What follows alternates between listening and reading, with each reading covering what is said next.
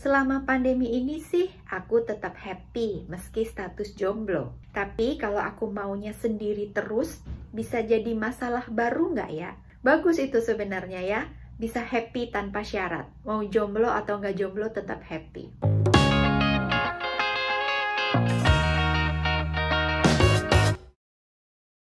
Halo, jumpa lagi dengan saya Ayu Sinta Sadewo yang hadir kembali menemani Anda untuk berbicara mengenai kesehatan mental agar kita selalu bisa bersama nyalakan hati.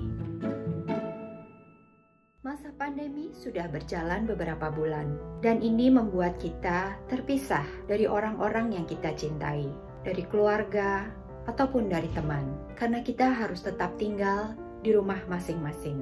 Mungkin saja sebagian dari kita merasa berat atau bahkan sedih, merasa sepi dan sendiri di tengah pandemi ini. Nah, kali ini saya mau bacakan beberapa curhat yang masuk terkait topik di atas.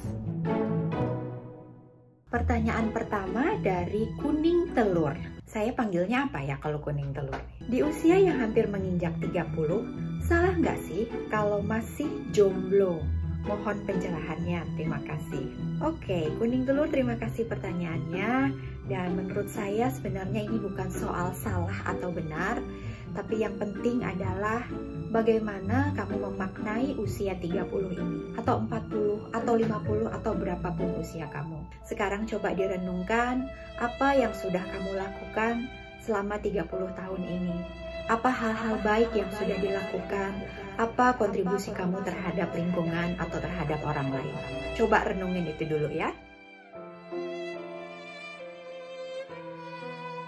Pertanyaan kedua dari Krisi. Ngurangin rasa jealous kalau ngelihat orang-orang lagi bermesraan di medsos gimana ya? Suka pengen ngerasain soalnya. Gampang, stop aja lihat sosial media. Beres kan? Hal lain yang bisa kita lakukan adalah jangan membandingkan diri kita dengan orang lain, tapi bandingkanlah diri kita sendiri antara masa lalu dengan masa sekarang. Apakah kita sudah melakukan hal yang lebih baik dari masa lalu? Saya lanjut dengan pertanyaan berikutnya dari Jim. Aku sih nggak terlalu masalah ya status masih sendiri, tapi gimana ya supaya hati nggak ngerasa sendiri atau sepi? Thanks. Dan dilanjut dengan pertanyaan dari Hans Christian 15 karena ini masih terkait. Selama WFH ini saya benar-benar merasa kesepian, apalagi jauh dari keluarga dan harus stay di rumah saja. Wajar nggak sih kalau saya merasakan kesepian itu? Gimana ya supaya bisa merasa senang walaupun sendiri waktu WFH kayak gini? Terima kasih. Baik, terima kasih teman-teman pertanyaannya. Ternyata merasa kesepian atau merasa sendiri itu tidak harus terkait dengan apakah kita punya pasangan atau tidak ya.